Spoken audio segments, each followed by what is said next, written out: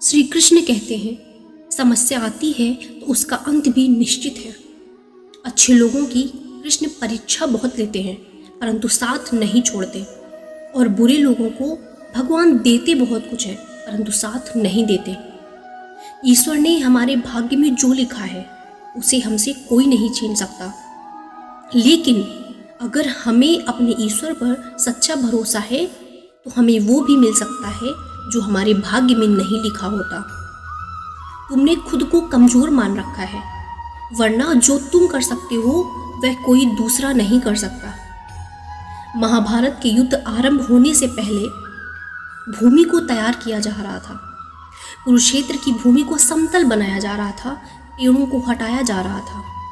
उस युद्ध भूमि का मुआयना करने के लिए एक दिन पहले भगवान श्री कृष्ण और उनके परम मित्र धनुर्धर अर्जुन पहुंचे।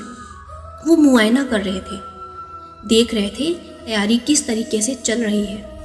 तभी एक चिड़िया उड़ती उड़ती आई और भगवान श्री कृष्ण के पास आकर के बोली कि भगवान, मुझसे क्या गलती हो गई, मेरी दुनिया आपने उजाड़ दी। यहाँ युद्ध भूमि को तैयार किया जा रहा है, पेड़ों को गिराया जा रहा है। एक हाथी ने आकर के मेरा पेड़ गिरा दिया। उस पेड़ पर मेरा घोंसला था, वो घोंसला गिर करके जमीन पर आ गया। उसमें नन्हे नन्हे बच्चे हैं, हमारी जान बचा लीजिए। भगवान, अब सब कुछ आपके हाथ में है। भगवान श्री कृष्ण ने कहा कि मैं इसमें क्या कर सकता हूँ, मैं तुम्हारी मदद नहीं कर सकता। यह तो नियति का पहिया है, समय का पहिया घूमता चला जाता है, इसमें मैं क्या कर सकता हूँ। वो चिड़िया रुआसी होकर के बोली कि भगवान, मुझे बस एक इजाज़त दे दीजिए। भगवान ने कहा ठीक है, क्या इजाज़त चाहिए। तो उस चिड़िया ने कहा कि भगवान, मैं आप पर विश्वास तो कर सकती हूँ ना। भगवान ने हाँ भरी।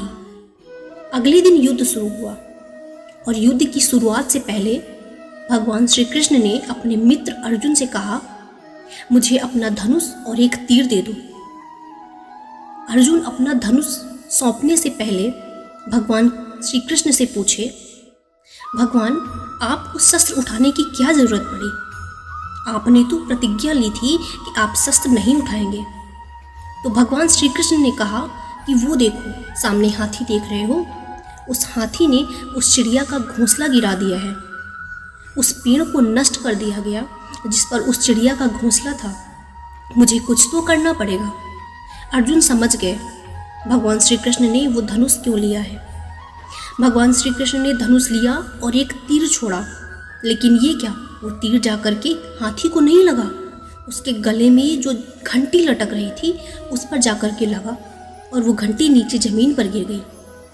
अर्जुन हंसने लगे और कहने लगे कि माधव, आपसे नहीं हो पाया, मुझे मौका दीजिए, 1 मिनट में मैं उस हाथी को नष्ट कर दूंगा, खत्म कर दूंगा। भगवान ने कहा कि नहीं नहीं, बस हो गया, बस इतना काफ़ी था। अर्जुन ने भी ज़्यादा सवाल जवाब नहीं किए।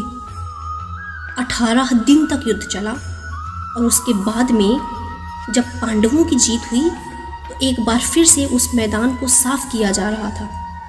क्योंकि युद्ध काफ़ी दिनों से चल रहा था तो नुकसान बहुत हो गया था, सारा सामान गिरा पड़ा था, साफ सफाई चल रही थी। भगवान श्री कृष्ण एक बार फिर अपने मित्र अर्जुन के साथ उस भूमि के मुआयना के लिए आए। भगवान श्री कृष्ण ने अर्जुन से कहा, हे अर्जुन, एक काम कीजिए, रथ से उतरिए और जाकर के नीचे वो जो घंटी रखी है उसको हटा दीजिए। अर्जुन चौंक गए। अर्जुन ने सोचा, हमने युद्ध जीत लिया है, हम इतने महान बन चुके हैं और ये मुझे एक घंटी उठाने के लिए बोल रहे हैं, जबकि युद्ध के बाद भूमि की सफाई चल रही है और किसी से भी तो बोल सकते हैं। लेकिन अर्जुन जानते थे भगवान है, कुछ भी कह सकते हैं। अर्जुन बिना कुछ कहे रथ से नीचे उतरे और जा करके उस घंटी को उठा करके एक किनारे रख दिया। जैसे ही अर्जुन ने उस घंटी को उठाया वैसे ही उसके नीचे से नन्हे नन्हे बच्चे चिड़िया के फड़फड़ाते हुए उड़ान भरने लग गए। अर्जुन की आंखें नम हो गई। उस घंटी के नीचे था वो घोंसला उस चिड़िया का जो मदद मांगने आई थी। 18 दिन के युद्ध में वो चिड़िया और उसके बच्चे सुरक्षित रहे, क्योंकि घंटी वहां पर उनका सुरक्षा कवच बनकर आ चुकी थी। चिड़िया ने शुरुआत में भगवान से सिर्फ ये कहा था कि हे भगवान, मैं आप पर विश्वास तो कर सकती हूँ, और भगवान ने भी हाँ भरी थी। कहानी बहुत छोटी थी, लेकिन हमें ये सिखाती है कि दुनिया में हमारे सामने चाहे जो परिस्थिति आ जाए, एक काम करना, बस अपने जीवन को ऊपर वाले को सौंप देना।